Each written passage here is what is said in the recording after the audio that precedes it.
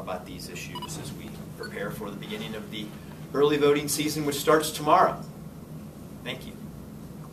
Mr. Secretary, can you, the Cuyahoga County, 181,000, do we know, looking back at 08, that seems like a big number thus far. Is that ahead of requests from 4 years ago, do you know? Well, again, that wasn't kept, a statistic that wasn't kept by my predecessor, the vote by mail stats, and certainly not in a week-to-week basis. And so it's really hard for us to know where that stands.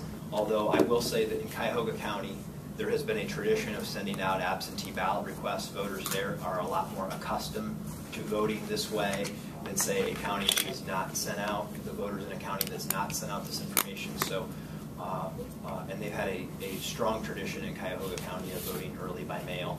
And so I would suspect that those numbers are pretty much in line with what has happened in the past. And I inevitably will get this question, so I might as well get it out of the way. Voter turnout. I don't make those predictions, but I will tell you that we've seen no evidence that would lead one to believe that there is going to be an abnormally high or low turnout. There are no factors that would indicate that this is an abnormal election, either in favor of turnout or against turnout. Why the difference between the number of registered voters and the number of absentee ballot applications? I mean, I think you. Oh, we have a number of inactive voters on the rolls that have not demonstrated a history of voting. We may have them on another address. We don't know exactly where they are, but we have those are inactive voters, and so we don't send out. I mean, how many years do you miss an election before you become an inactive voter? Well, before you can be removed from the rolls, you would have to have missed 2 consecutive federal elections. In cleaning up and purging the rolls, how many voters, quote, were removed? Okay, well, no actual voters were removed. Right. But we've removed over 150,000. Because if you look at 2000, I get that question, and let me just give you a more complete.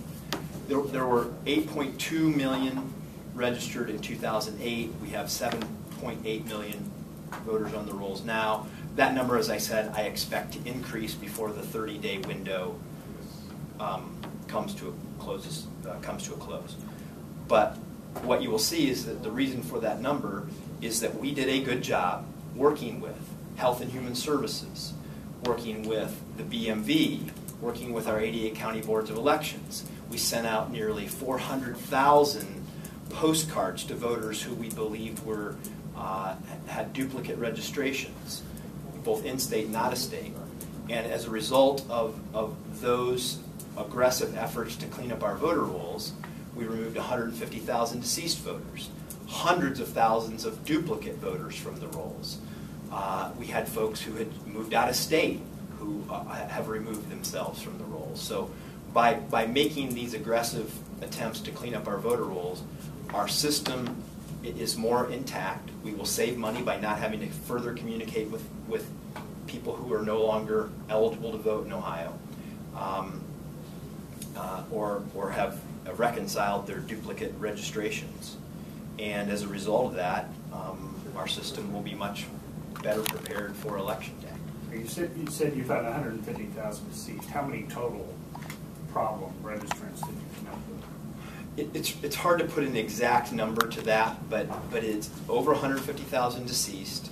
Since 2010, it's over 300,000 duplicate registrations over that, and we continue. And this number changes every day. That 62,600 that I just mentioned on myohiovote.com. That's where the voters themselves have helped us reduce duplications on the rolls by saying, hey, no, this is where I'm actually supposed to be. But other than the deceased voters, none of the people would have been removed involuntarily? No. There have not been involuntary removal. I'll give you an example of how it would work. If I was registered in Franklin County and in Delaware County, or Lucas County and Wood County, what would happen is we would identify a duplicate registration, we would contact the boards of elections, they would contact the voter and reconcile those and make sure that they had the correct location for that voter, and then once it was correct, then they would remove the old address and make sure that they were registered to the new address.